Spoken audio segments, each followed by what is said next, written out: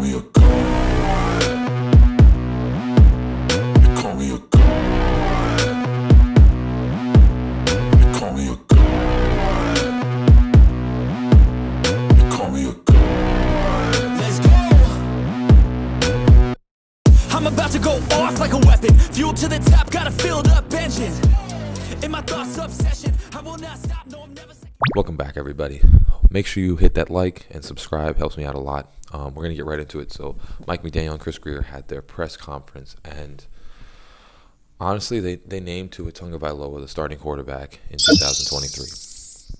And what that means is that we are really close with him. I do believe that he played pretty well this year. There's things that he needs to fix, and we're going to go over those things that he needs to fix in order to become that elite quarterback. Because what we have right now and what we saw is that this kid can't just be good. He can be elite if he just does what he needs to do, and he can be one of the better quarterbacks in the league for a very long time.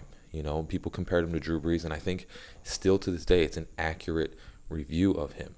He is like a Drew Brees. Number one, we all know this one, and I think it's just going to be something that we're just going to keep talking about the whole offseason, is that he needs to stop taking unnecessary hits. I think the thing about Drew Brees, Tom Brady, all those stationary quarterbacks is that they would not take those hits. They don't need to fight through tackles. They don't need to do any of that stuff. That is rookie things. And, you know, coming from where he came from and the player that he was, it was known that Tua was one of those like Hawaiian strength type dudes that would make plays out of nowhere. But as his college career started, you know, coming further down the road, and now as the NFL career is starting to come there, it's just every time he does that, he seems to take an unnecessary injury, and it's not a small one. Usually these things are going to be bigger for Tua. It was the hip injury, now it's the concussions.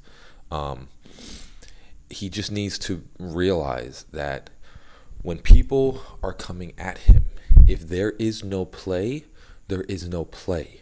The best play is moving on to the next play. And I think that's what he really just has not been able to get over the past couple years. Now, Mike McDaniel in the press conference started talking about how it's basically like trying to show a quarterback how to slide, but a little differently. It is, and they're going to hopefully work with him in the offseason in order to say to Tua that you can't be taking these hits. Because again, like I said in the last video, if Tua is out there, we are going to the playoffs. Regardless of, you know, the couple games that he played bad, if Tua is out there, Tua is confident, we're going to the playoffs. It's what has happened both years that he's been the starting quarterback. They need to show him free rushers, things aren't there, getting out of the pocket too soon. If there is nothing there and there's somebody that's going to hit you, just go down. Just take the sack, throw the ball away, something. Do something quickly so that it's just a mere touch. It's not a tackle that you don't need to take. You know, I don't know what happened after the bye week or you know, how that threw timing off or whatever it was, but he needs to stay consistent. I mean, this year he started off hot. He was ridiculous at the beginning of this season. And after the bye week, I don't know what went on with him, but it just kind of fell off a cliff a little bit. And it was very strange. And it's very characteristic of him so far is where he looks really good. He did the same thing last season.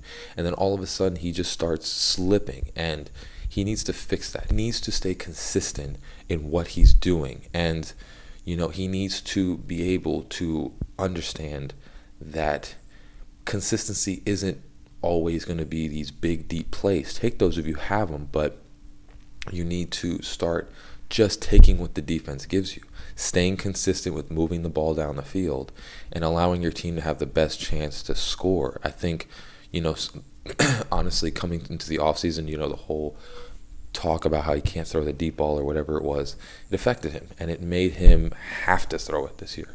Like, he needed to have those big plays, and he needed to get those chunk yardage to be able to fill himself with fuel. And I think this offseason, he needs to start working on, okay, if that's not there, because sometimes they're going to try and take those away, because obviously no team wants to have big, deep plays on them the whole game, because that affects them.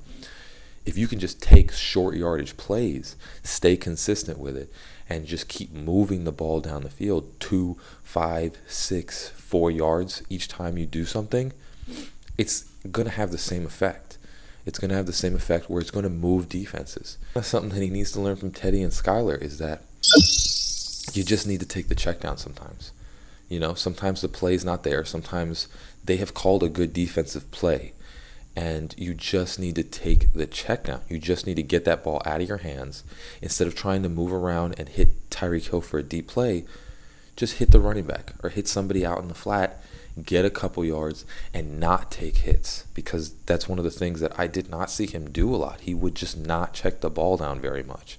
It's just, even if it's for 1 yard, just get the ball out of your hands, take the check down, let that guy do whatever he's going to do, and just move the ball. Taking the check down is not copping out, and I think the first year people were saying he was doing it too much, and now this year I think he really didn't do it much at all, and he needs to find a middle ground with that, to just get the ball out of his hands to somebody else that can do something.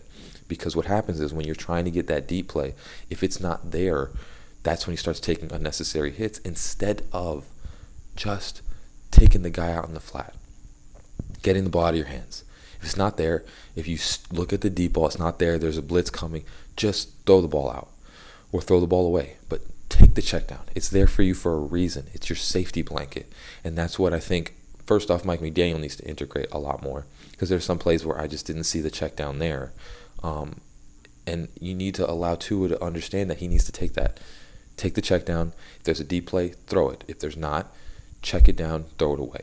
Yes, we threw the deep ball a lot, but I would be honest with you, there were a lot of underthrown deep balls that Tyreek Hill had to come back for. Jalen Wall, I think he has more of confidence throwing to him. And this is what I think will come with an offseason with Tyreek Hill again, is there were a lot of underthrown deep balls. And I think, if you're throwing those, there were a lot of balls where, Tyreek Hill's jumping up, trying to get the ball in the air, whereas if you throw it right, he's just putting it in the breadbasket and still running. And I think this offseason, getting more acquainted with your free agent signing or your trade and throwing the ball deep to Tyreek Hill more consistently, I think he's going to work on that. And I think he needs to get that better. There was a lot of underthrown deep balls where, yeah, they caught it.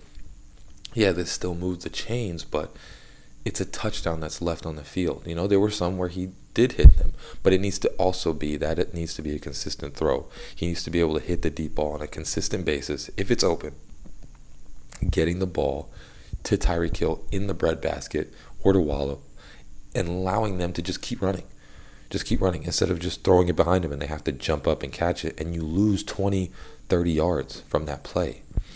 If he gets that right, I think it's going to be way more of an elite quarterback, which it's tough, but having another offseason with his guys and learning their speeds, I think he'll be able to fix that as well. Like I said, like and subscribe if you like this video. Going in the offseason, I'm a little more confident. Like I said in the last video, I think we're going to do a lot more things to help Tua out, offensive line, all that stuff. I'm going to make more videos, about free agent signings, who we're going to get, who we're going to release, all that stuff. So stay tuned, and hope you have a great rest of your day. Fins up. Peace.